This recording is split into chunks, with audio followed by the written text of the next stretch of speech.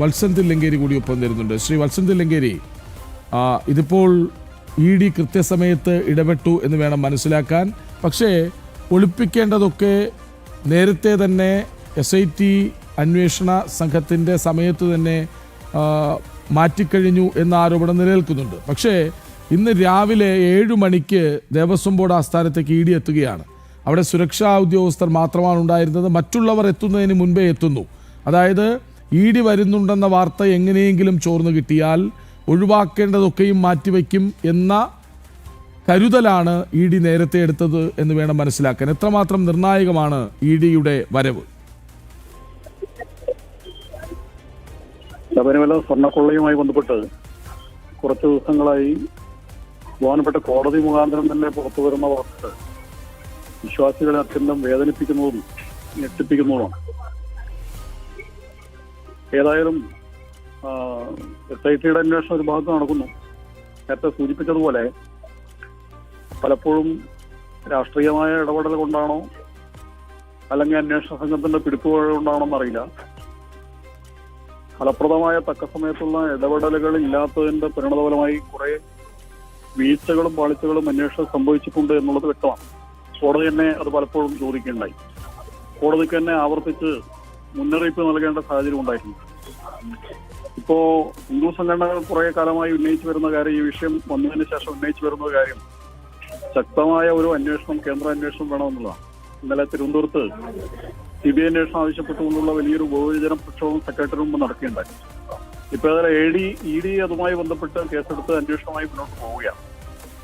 എന്തായാലും ഫലപ്രദമായ ഒരു ഇടപെടൽ EDയുടെ ഭാഗത്തുനിന്ന് ഉണ്ടാകും എന്നാണ് പ്രതീക്ഷിക്കുന്നത്. പക്ഷെ അതുകൊണ്ട് മാത്രമായില്ല. സാമ്പത്തികമായ കുറ്റാന്വേഷണവുമായി ബന്ധപ്പെട്ടാണ് EDക്ക് അതിന് പരിമിതികളുണ്ട്.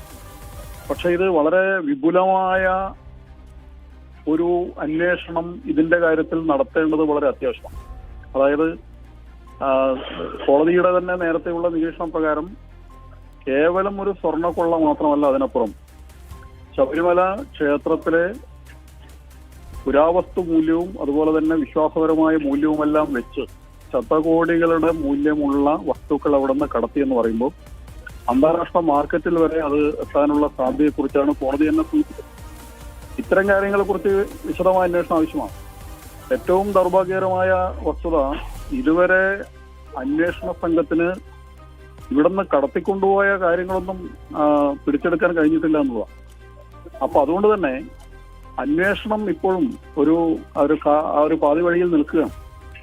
SITയുടെ അന്വേഷണം, ആ അന്വേഷണം കൊണ്ട് യഥാർത്ഥ കുറ്റവാളികൾ പിടിക്കപ്പെടുകയോ അവർ നിയമത്തിന് മുമ്പിൽ വരികയോ ചെയ്യില്ല എന്നുള്ളത് വളരെ വ്യക്തമാണ്. അതുകൊണ്ട് EDയുടെ അന്വേഷണത്തിലൂടെ കണ്ടെത്തുന്ന വസ്തുതകളുടെ തുടർച്ചയായിട്ട് CBI അന്വേഷണം ഉണ്ടാകേണ്ടത് വളരെ അത്യാവശ്യമാണ്. എങ്കിൽ മാത്രമേ കോടിക്കണക്കിന് ഭക്തന്മാരുടെ ഉള്ളിലുണ്ടായ ആകുലത പരിഹരിക്കാൻ സാധിക്കുകയുള്ളൂ. മണ്ഡല മകരവിളക്ക് മഹോത്സവ കാലത്ത് തന്നെയാണ് ശബരിമലയെ സംബന്ധിച്ച് ഇത്തരം സ്ഫോടനാത്മകമായ സംഭവങ്ങൾ ഉണ്ടായത് എന്നുള്ളത് വളരെ പ്രധാനമാണ്. ഏതായാലും അയ്യപ്പന്റെ അനുഗ്രഹം എന്ന് പറയാം. കട്ടവരെ ആരെയും വെറുതെ വിടില്ല അയ്യപ്പൻ എന്ന വിശ്വാസികളുടെ പ്രാർത്ഥനയുടെയും പ്രതീക്ഷയുടെയും പ്രബലമായിട്ടാണ് ഈ രീതിയിലുള്ള സാഹചര്യം ഉണ്ടായത് എന്നുള്ളത് വളരെ ആഹ്ലാദകരമായിട്ടുള്ള കാര്യമാണ്. കള്ളന്മാരെല്ലാവരും പിടിക്കപ്പെടണം. അയ്യപ്പന്റെ മുതൽ കട്ട മുഴുവൻ ആളുകൾ ഇരുമൊഴിക്കുള്ളിലാകണം. അവരുടെ സ്വത്ത് മുഴുവനും കണ്ടെത്തണം. വിശ്വാസികളുടെ മനസ്സിലേറ്റ മുറിവ് വ്രണം മാറ്റാൻ ഇത് മാത്രമേ പരിഹാരമാവുകയുള്ളൂ. കേരള സർക്കാരിന്റെ കീഴിലുള്ള ഒരു അന്വേഷണം കൊണ്ട് അത് സാധിക്കുമെന്ന് വിശ്വാസികൾ പ്രതീക്ഷിക്കുന്നില്ല. നിഷ്പക്ഷമായൊരു കേന്ദ്ര അന്വേഷണം അനിവാര്യമാണ്. അതിലേക്ക് വിരൽ ചൂണ്ടുന്നതും വഴികാട്ടുന്നതുമാകട്ടെ EDയുടെ അന്വേഷണം എന്നാണ് പ്രാർത്ഥന. ശ്രീ വത്സൻ തില്ലങ്കേരി, അതായത് EDയുടെ ഇടപെടൽ, EDയുടെ പരിശോധനകൾ, EDയുടെ അന്വേഷണം വരുന്നതോടെ ഈ കള്ളപ്പണ ഇടപാടിൽ കൃത്യമായ വിവരങ്ങൾ ലഭ്യമാകും എന്നാണ് മനസ്സിലാക്കുന്നത്. ഒരുപക്ഷെ അതൊരു തുടക്കമാകാം.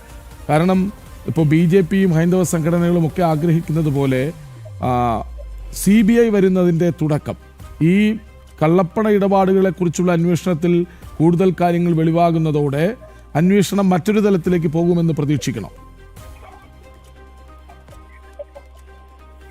ഇതിൽ ഒരു കാര്യമുള്ളത്, ശരിയാണ്, ED ഒരു കേന്ദ്ര ഏജൻസിയാണ്. പക്ഷേ കേരളത്തിലെ EDയാണ് എന്നുള്ളത് നേരത്തെയുള്ള ചില അന്വേഷണങ്ങളിൽ ഒരുപാട് ആശങ്കകൾ ഉണർത്തിയിട്ടുള്ള കാര്യമാണ്. അതുകൊണ്ട് ഒരു നല്ല മേൽനോട്ടം ഇക്കാര്യത്തിൽ ഇല്ലെങ്കിൽ ഇഡിയുടെ അന്വേഷണം പോലും അട്ടിമറിക്കാൻ സാധിക്കുന്ന രീതിയിലുള്ള ഒരു സാഹചര്യം കേരളത്തിൽ നിലവിലുണ്ട് എന്നുള്ളതൊരു വസ്തുതയാണ്. അപ്പൊ അതുകൊണ്ട് ഈ നിലയിലുള്ള ഒരു മേൽനോട്ടം അന്വേഷണത്തിന്റെ കാര്യത്തിൽ ഉണ്ടാകേണ്ടതും വളരെ അത്യാവശ്യമാണ്.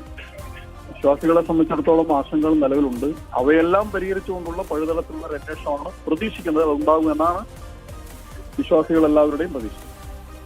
ശരി, വളരെയധികം നന്ദി ശ്രീ വത്സൻ തില്ലങ്കേരി പ്രതികരിച്ചതിന്.